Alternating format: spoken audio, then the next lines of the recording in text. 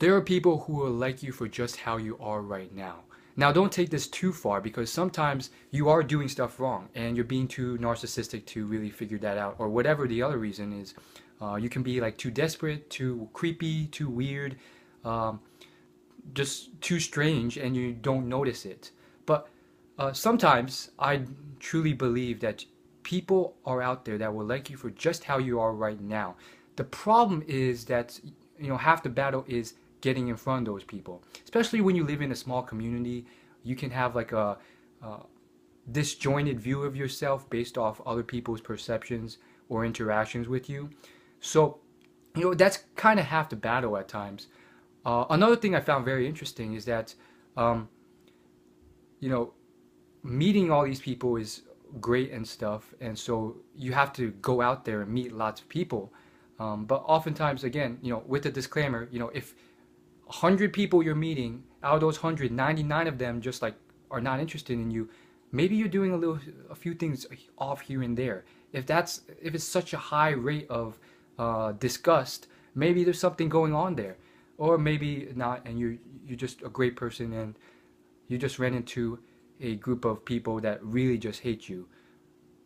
It's possible. Anyhow, another thing I think is very interesting is that um, people, I've myself recommended like clubs and activities of interest for you to meet people, and a common interest is important. But oftentimes, if you just have a common purpose or goal and you are, you know, around people for a long enough time, you can start developing bonds and relationships and experiences with these people. And even if you have nothing in common and whatever it is, you can really have deep connections with people. Whatever it is, a central purpose, volunteering, or central goal. We want to do this for the organization or company that we work for. Even if, in any other instance, the you and that person would not really, get along, or if you had met in other ways, you have just like bumped into each other. Okay, uh, I don't know, nothing in common. See you later. So it is very interesting, and I think it is one way of really establishing bonds with people. Just find something that you can spend a decent amount of time, maybe for the next year, maybe just once a week for the next year, consistently going to something, and you can establish deep bonds and experiences with these people, especially when you're moving towards some central goal, or just experiencing life together. So that's another thing. And again, that doesn't always happen. Again, it depends on the situation. Certain workplaces and certain communities and organizations, it works very well because it forces a social atmosphere and interaction where you have to interact with each other and be friendly and so forth and work together. Again, just because you live next to a pretty girl, if you're like barely talking to each other, or like it's one of those things where it's like a community and they're in and they're out, I don't know, that's not the same thing.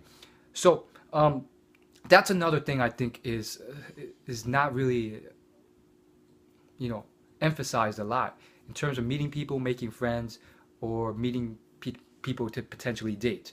So that's in itself quite interesting. And finally, I do have to say that half the battle again is in going out there and meeting these people that are interested in just you. And this may require a bit of rejection. Don't make it into a numbers game, though. Um, to a certain extent, there's strategies of just like doing things smart rather than just blindly shooting everywhere, which can save you a lot of time. And again, um, it can save you a lot of pain if you're going plowing through rejections or whatever it is. And technically, if you do it smart, like, and you're there just to meet people, you don't have to be like, do you like me? No.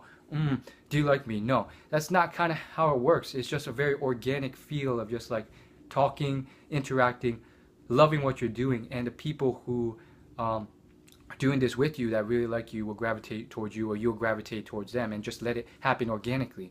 So again, I mean, there's a lot of perks to this because again, there's really no true rejection here if you do it right. A lot of it can play off organically. So that's everything in a nutshell, and it is quite fascinating.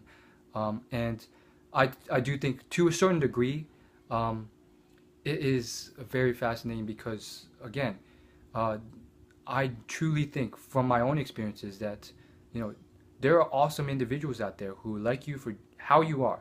You know, they may not be best friends, but they'll be your friends.